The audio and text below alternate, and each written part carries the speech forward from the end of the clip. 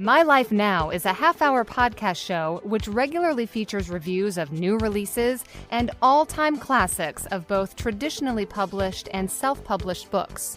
Tune in for special guest interviews and, of course, helpful tips to not only write your next book, but also to help market it. My Life Now is most often referred to as a great way for authors to get quality exposure and avid readers to discover their next read.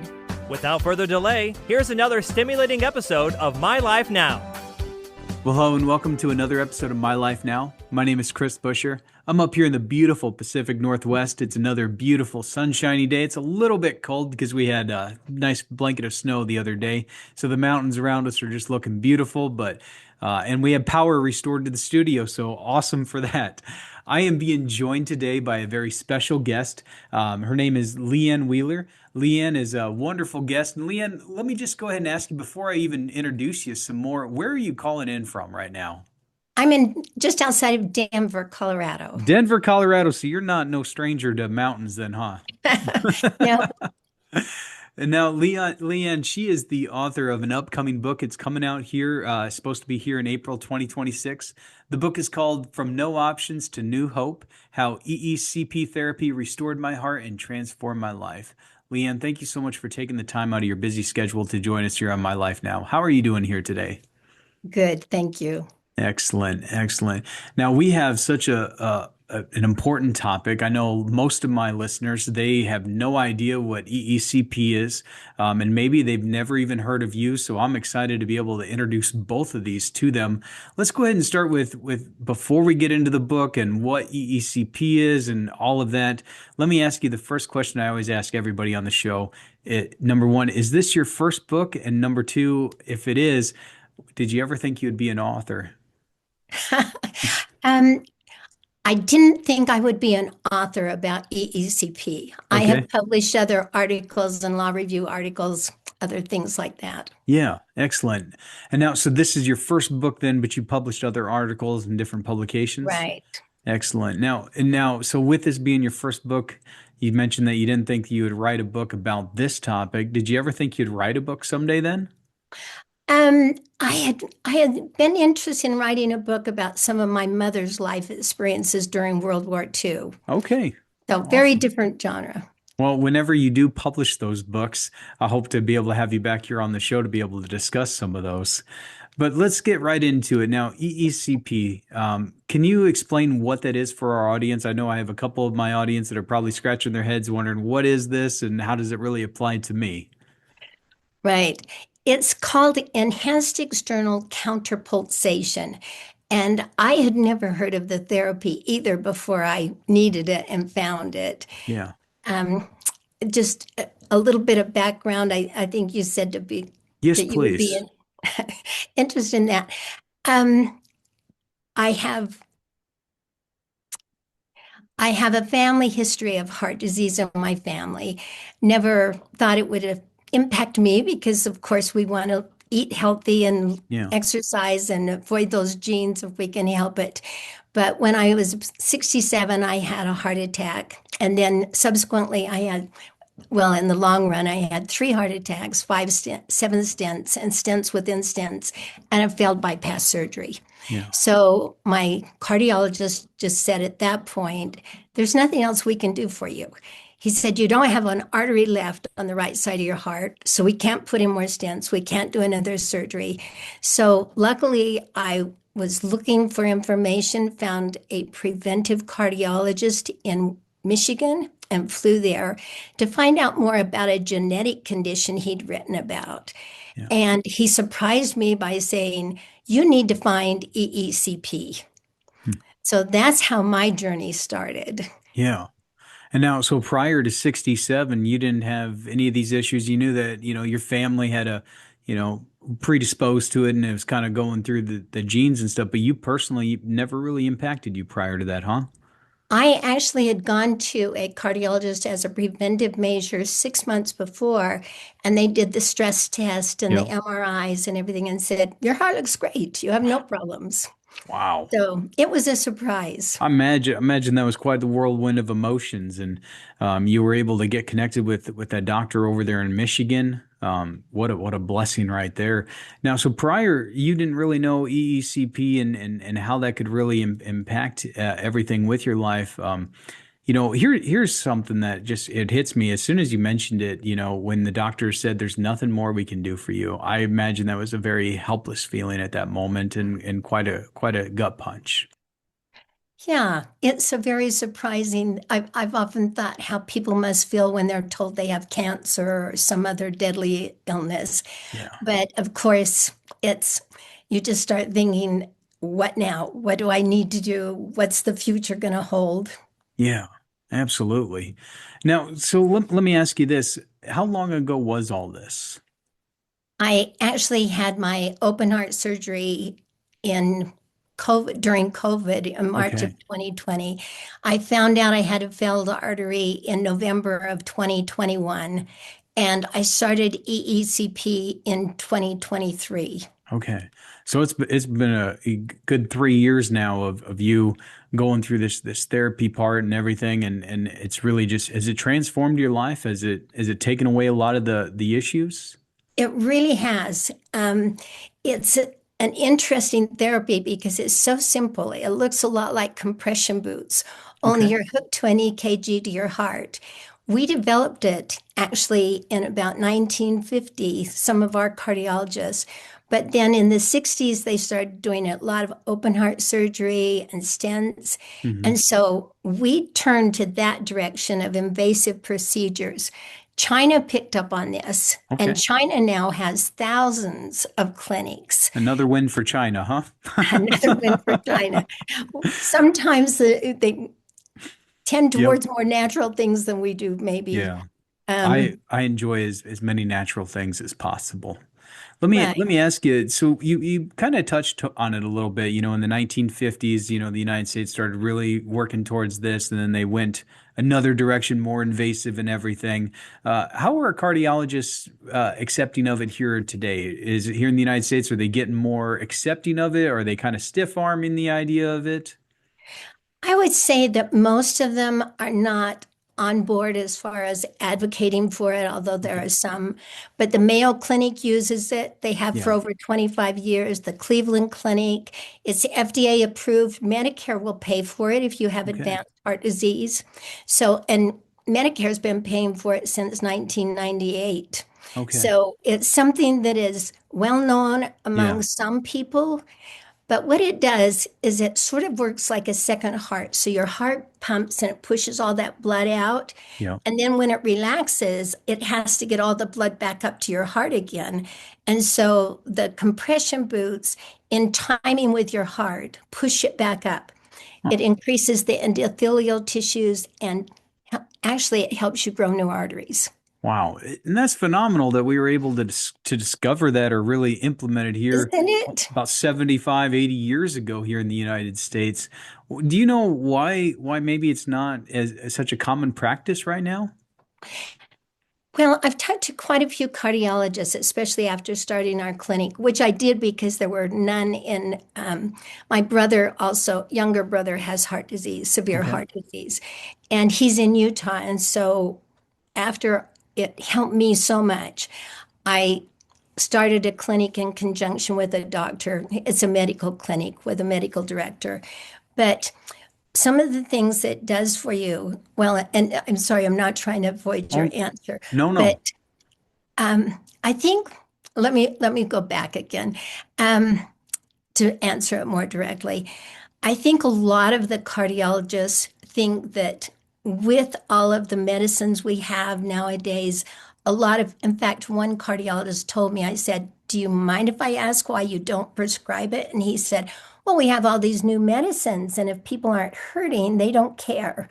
Hmm. But it doesn't take care of the underlying illness. They Yeah. don't teach it in medical school, and anything not taught in medical school, then most of the conferences are funded by drug companies. Hmm. And so they don't really go into hyperbarics or red light therapy Yeah. or EECP. Yeah. Absolutely. Now, is red light therapy, is that similar to EECP in the same family or not really? It's in the same family, and the fact that it has a lot of studies showing that it really can help a lot. Okay. So we also at our clinic do red light therapy in conjunction. But the wonderful thing about EECP is that it just stimulates your body to Yeah. do its own healing. Yeah. I'm a big proponent in the idea that, that our bodies, if we take care of it, it's going to take care of us. As many natural things as possible rather than putting all that poison in our bodies. That's half the battle right there. Let me ask you, with your book that's coming up, I imagine it probably wasn't easy, reliving some of these key moments, especially when the doctor said what he said to you about, there's nothing left that he can do for you, and having to go through all of that. Did you have any real emotional moments in there? Did you feel like a sense of relief or a little bit of fear that people would be reading some of these things? I think, first of all, having open heart surgery and then finding out it failed, that was I was in isolation for about 2 weeks before they could get permission to operate on me. Mm, And it's an emergency operation during COVID. That was very sobering yeah, and traumatic. But I think once they told me that it had failed, it was more just this mission to try and find it. And when I finally did, because there's only one bed in all of Denver, and cardiology practices that own a bed use it for their own clients. And yeah, I was not one of their clients. yep, So it was only through somebody who knew somebody, a friend, that they were willing to treat me. And it was rather emotional. When I found it, it was like, I almost felt like crying. It was like, I mean, after I had been searching for over a year. yeah, And so when I found it, it was like, wow, this is just such a blessing to even try it. yeah, And I guess that's what led to me feeling like I really needed to help spread the word on this, is just feeling like how many millions of people are out there with heart disease or family members who don't know that there's an alternative that is non-invasive. yeah. And they're probably getting gaslit along the way by all the different doctors and insurance companies and everything in between. Let me ask you, what is your main goal for writing this book? Who are you trying to reach and what message are you trying to give them? Having a lot of heart disease in my own family. My father had a stroke at 53 and then died. And I had a younger brother who, during just a routine stent placement at 46, he died.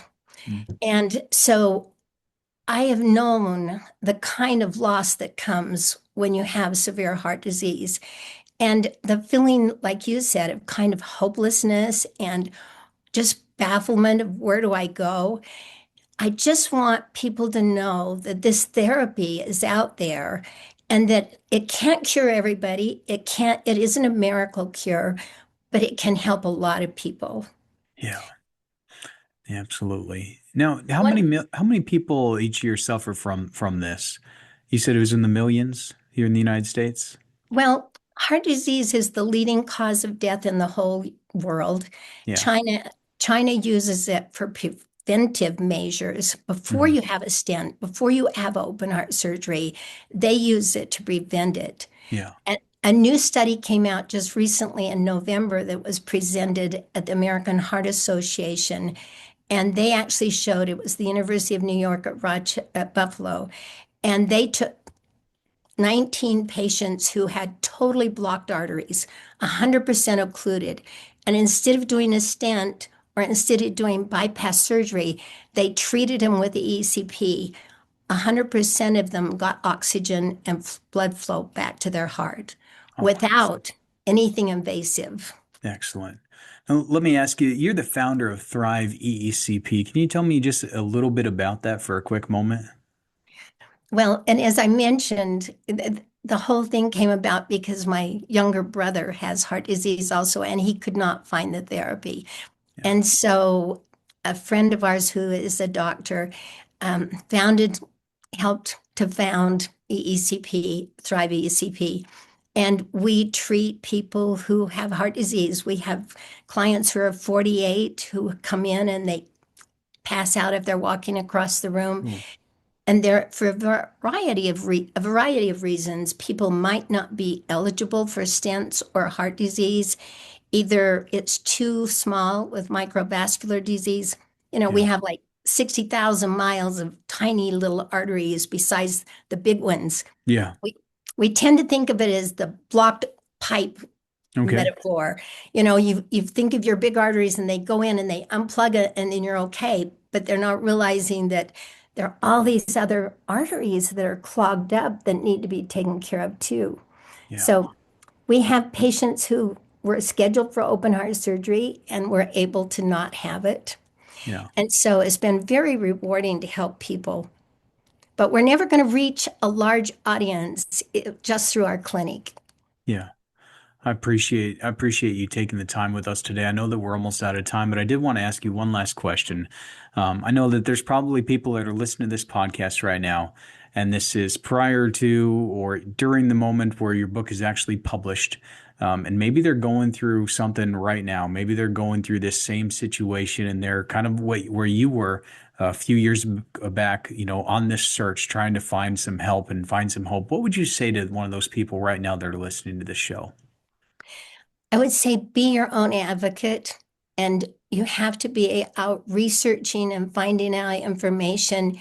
Certainly, EECP is something you can find online. Unfortunately, there aren't a lot of clinics, but there are some out there, and they're listed if you want to try and search it.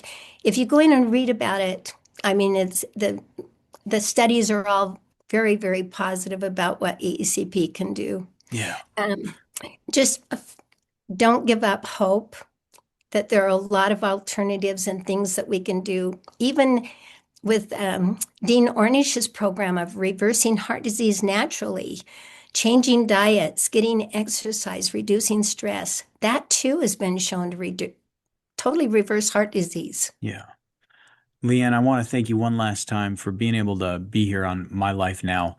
For all of our listeners, once again, this is LeAnn Wheeler. She is the upcoming author of From No Options to New Hope, How EECP Therapy Restored My Heart and Transformed My Life. It's going to be available for purchase and for download here April 2026. It's going to be available almost everywhere where books are available. I know that there's a huge demand already. She's the founder of Thrive EECP, and we'll make sure to put the links to the website and all of that in the show notes. I want to thank you one last time, LeAnn, for joining us here on My Life Now. I hope this book is a tremendous success, and I want to encourage you. You are doing such a wonderful work out there, reaching people that might not know that there are alternative solutions to such an important topic here today. And thank you for doing what you do and continuing to push forward. And I'm personally grateful that you were saved in this situation where you didn't give up hope and the right door opened at the right time. So LeAnn, thank you so much for joining us once again, and I'm looking forward to reading your book myself. Thank you for listening and supporting another episode of My Life Now. Please remember to subscribe to our podcast show and share it with a friend. Together, we can keep the message of these books alive. Until we turn the next page together, stay classy.